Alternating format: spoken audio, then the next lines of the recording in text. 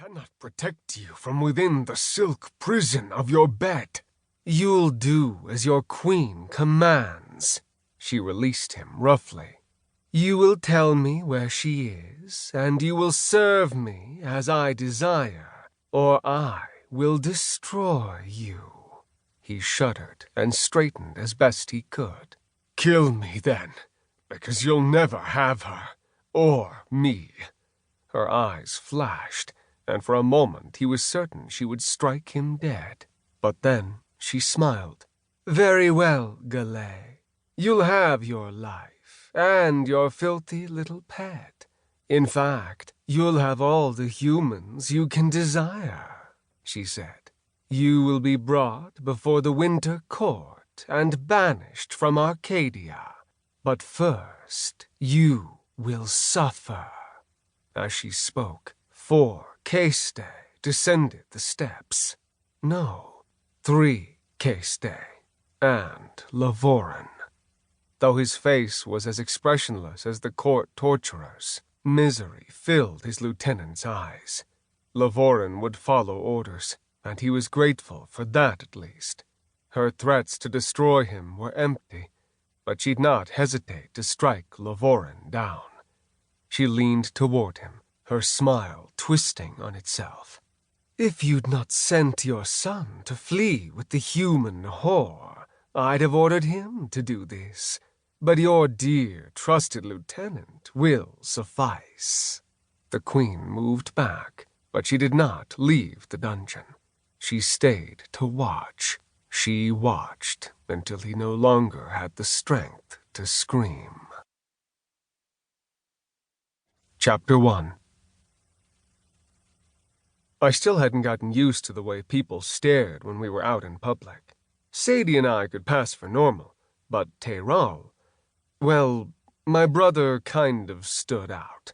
Even in Manhattan, land of the free and home of the weird. Nearly 7 feet tall, with long black hair and a black duster over black clothes, and a silver metal arm longer than his normal one. The stares were worse in broad daylight. At least Taeral didn't mind being stared at. He just hated the humans right back. "You're certain this place is near," he said, as we turned the corner at 7th and 29th. I nodded. Abe said they have a file on it. Apparently it's on the NYPD's watch list. For what? Sadie said. Existing.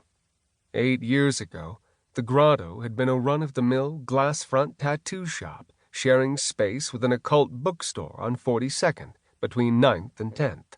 Now that space was a Starbucks. 4 successive cab drivers and a search on Sadie's phone failed to turn up a new address, so I'd called Abe, who'd been reluctant to give me a location for a vaguely suspicious tattoo studio that no one seemed to know anything about. I couldn't blame him, really. I had my own suspicions, considering the owner of the shop in question had given me magic tattoos that I didn't know were magic until very recently. And then I found out the guy was some kind of rogue Seelie prince. Being half Unseelie, I'd been forced to assume whatever magic they contained was supposed to help me, since apparently the Seelie and Unseelie had a long tradition of trying to kill each other at every opportunity. Still, I'd had them 8 years now, and the tattoos didn't seem to do much except glow. Taeral was a lot more worried than me, and a lot more pissed, but he usually was. Angry was his baseline emotional state. "All right," I said as we walked. "Tell me why we're doing this now instead of taking a little time to recover from, I don't know, fighting a pack of werewolves and a shitload of soldiers with super weapons." We'd only been back in New York for a few days after we'd helped Sadie save her family from Milus Dei, a whole new branch of the evil cult bastards we thought we'd already destroyed. Turned out there were pockets of them all over the world, with all sorts of fun plans to exterminate the others. The one we just stopped involved a serum that temporarily gave humans the abilities of a werewolf, which would have let their soldiers kill just about anything. I was still horrified at what I'd done to save the werewolves and humans they'd captured to experiment on, and I wasn't anywhere near ready to jump back into the supernatural fray. But here I was, making a surprise visit to a Seelie prince. I've explained it all.